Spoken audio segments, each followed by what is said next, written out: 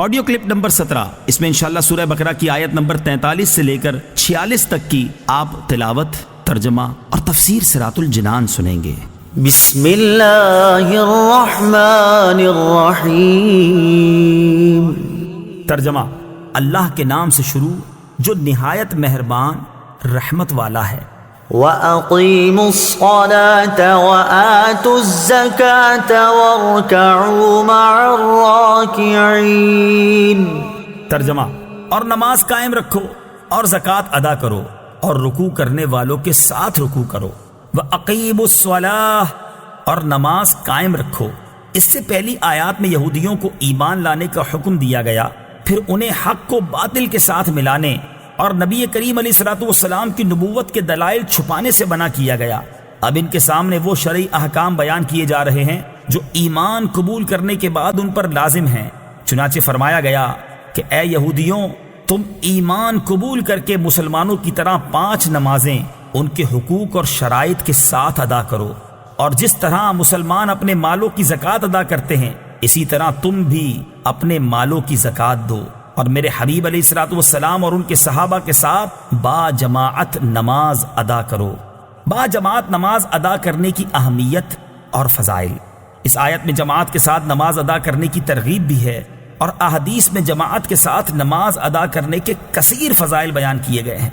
چنانچہ بخاری شریف کی حدیث ہے، حضرت عبداللہ بن عمر رضی اللہ تعالی عنہما سے روایت ہے، نبی اکرم صلی اللہ تعالی علیہ وسلم نے ارشاد فرمایا، جماعت کے ساتھ نماز پڑھنا تنہا پڑھنے سے 27 درجے زیادہ فضیلت رکھتا ہے۔ حضرت عثمان غنی رضی اللہ تعالیٰ عنہ کے غلام حضرت حمران رضی اللہ تعالیٰ عنہ سے روایت ہے، حضور اقدس صلی اللہ تعالیٰ علیہ وسلم نے ارشاد فرمایا، جس نے کامل وضو کیا پھر فرض نماز کے لیے چلا اور امام کے ساتھ نماز پڑھی، اس کے گناہ بخش دیے جائیں گے۔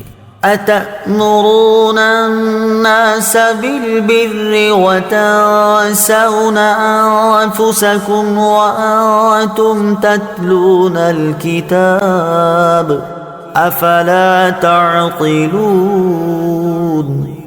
ترجمہ: کیا تم لوگوں کو بھلائی کا حکم دیتے ہو اور اپنے آپ کو بھولتے ہو، حالانکہ تم کتاب پڑھتے ہو، تو کیا تمہیں عقل نہیں؟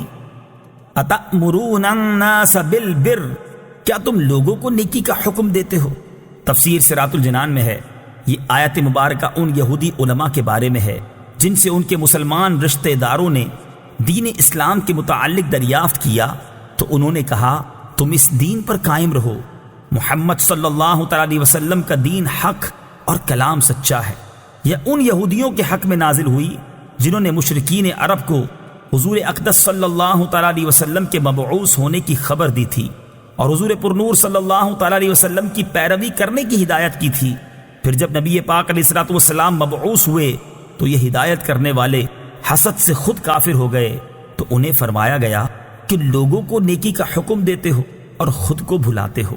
یاد رہے، اس آیت کا شان نزول خاص ہونے کے باوجود حکم عام ہے، اور ہر نیکی کا حکم دینے والے کے لیے اس میں تعزیانہ عبرت ہے۔ وَاسْتَعِينُوا بِالصَّبْرِ وَالصَّلَاةِ وَإِنَّهَا لَكَبِيرَةٌ إِلَّا عَلَى الْخَاشِعِينَ الَّذِينَ يَظُنُّونَ أَنَّهُم مُّلَاقُو رَبِّهِمْ وَأَنَّهُمْ إِلَيْهِ رَاجِعُونَ۔ ترجمہ: اور صبر اور نماز سے مدد حاصل کرو، اور بے شک نماز ضرور بھاری ہے مگر ان پر جو دل سے میری طرف جھکتے ہیں، جنہیں یقین ہے کہ انہیں اپنے رب سے ملنا ہے اور انہیں اسی کی طرف لوٹ کر جانا ہے۔ وَاسْتَعِينُوا بِالصَّبْرِ وَالصَّلَاةِ، اور صبر اور نماز سے مدد حاصل کرو۔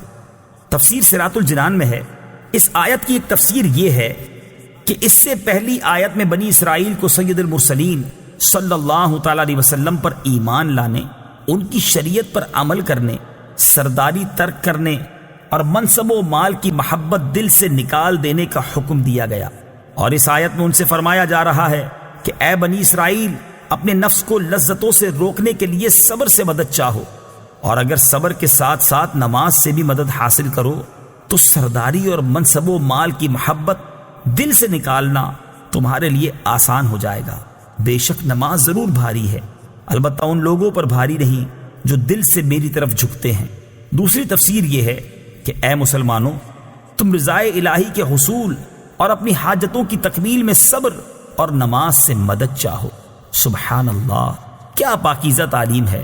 صبر کی وجہ سے قلبی قوت میں اضافہ ہے، اور نماز کی برکت سے اللہ تعالیٰ سے تعلق مضبوط ہوتا ہے، اور یہ دونوں چیزیں پریشانیوں کو برداشت کرنے اور انہیں دور کرنے میں سب سے بڑی معاون ہیں۔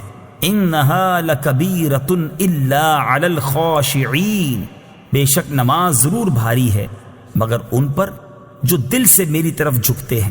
تفسیر صراط الجنان میں ہے، آیت کے اس حصے اور اس کے بعد والی آیت کا خلاصہ یہ ہے کہ گناہوں اور خواہشات سے بھرے ہوئے دلوں پر نماز بہت بوجھل ہوتی ہے، اور عشق و محبت الہی سے لبریز اور خوف خدا سے جھکے ہوئے دلوں پر نماز بوجھ نہیں، بلکہ نماز ان کے لیے لذت و سرور اور روحانی و قلبی معراج کا سبب بنتی ہے۔